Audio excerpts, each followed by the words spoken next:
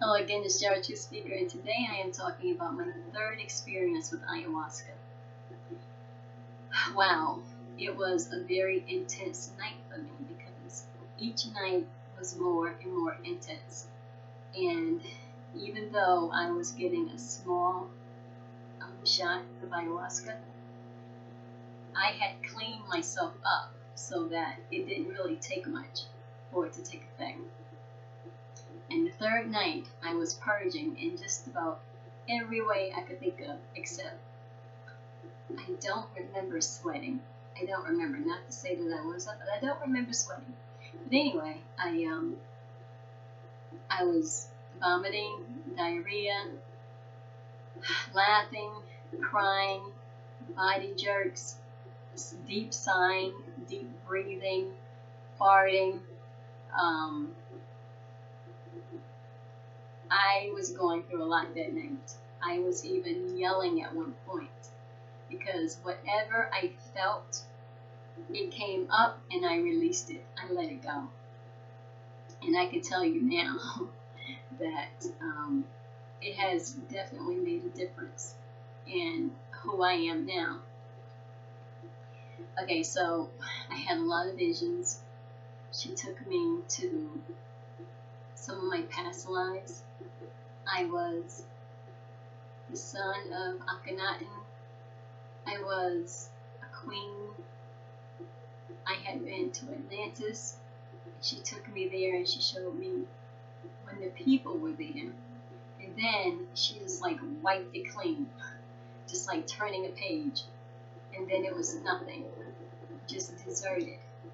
And I asked her if I was there, and she said yes. And I asked her, had I drowned? And she said yes. And I asked her this because I had reoccurring dreams about being in a flood and running and, trying to get away from it all. And so before I went to the retreat, and I kind of felt like maybe I'd been in Atlantis because I have a curiosity. I'm intrigued by Atlantis. And so that kind of answered that question of why I have this recurring dream. Okay, she took me to the ruins of Tibet. She took me to the future. And I saw people dressed in uniforms. And they were just walking around like zombies, as they are now, without the uniform, but they were walking around like zombies, and they were just following each other. No one was actually thinking on their own. And she said, they need your help. And then she showed me a light post, and I represented that light post. So what I got out of that was I have to let my light shine. I have to be an example. Then from there, she took me to what I thought was a bathroom. She took me to this room, and there was a tiled wall. It was brown. It was pretty. It looked like it was of money.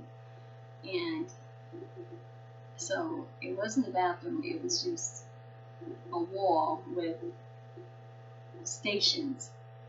Each station had a set of tools in it. The tools were maybe about, I don't know, maybe like 8-9 inches long. And there was 2 of them, 2 long tools. And I asked her what they were for. And she said, nothing. She actually took me and she showed me.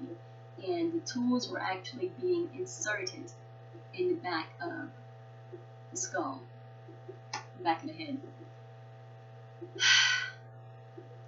So she also took me to hell worlds. I saw demons trying to get out of this black wall. They were just in this wall. It looked like it was a black sheet or something on the wall.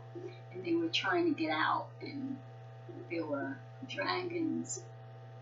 There was this one big dragon kept coming out and changing its shape and form. There were snakes, which I am getting over my fear of. And what else? And it was just amazing. Then I asked her to show me, or I wanted to be in the presence of God, and every time I said that, she would take me somewhere else. So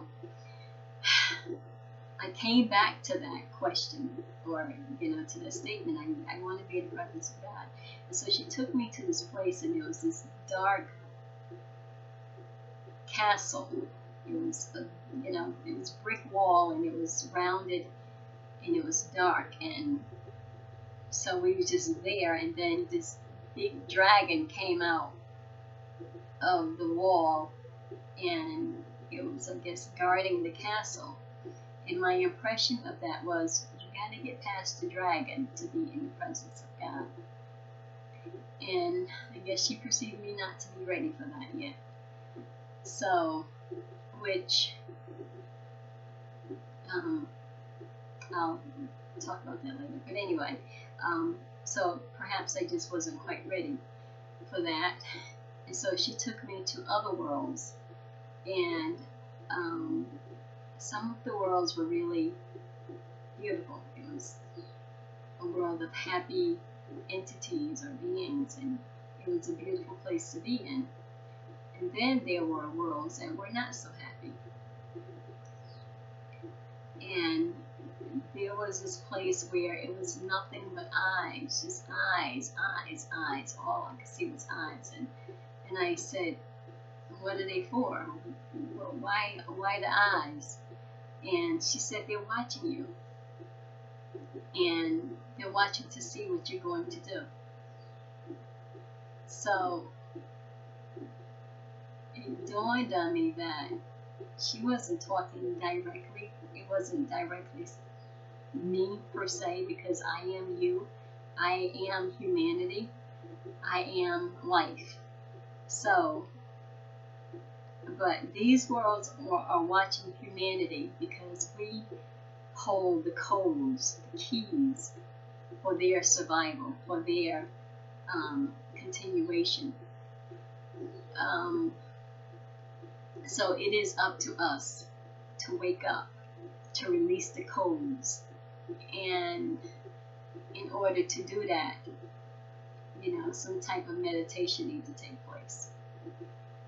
We don't know what the codes are. We don't know when they're being released, except maybe when you have a nirvana experience. That is a trade-off. You release the codes and you experience heaven in the body. So anyway, that was pretty interesting. All of these eyes, and they're watching you, she said. What else? Wow, it was a lot that night. I'm trying to remember some of the things. There was one point where I was asking a question about a revelation that I had gotten earlier that day. And as soon as I asked the question, there was this tremendous amount of weight in my chest. And it was so heavy. My body, my upper body was, seemed to be vibrating very fast. And it went down through my arms. And I looked down at my chest. And all I could see was an energy grid that was moving very fast, and it was like brass or a bunch of wires connecting or something, and I could actually feel the movement, like I was being worked on or something, being fixed. So that was my third experience with ayahuasca, and it was pretty intense.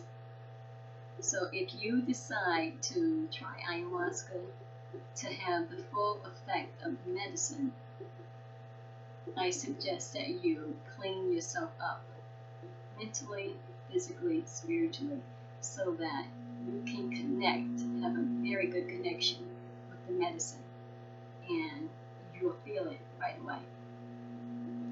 So that's my word for today. I hope you get something out of this, and if you plan to try ayahuasca, um, that's something that you should think about. Clean your energy up before you do, so that you can have a full effect. And Kapatari is an excellent place to go to because it provides a good connection because you're right there in nature. It's just raw. It's a beautiful place. So until next time, love, light, peace, meditate.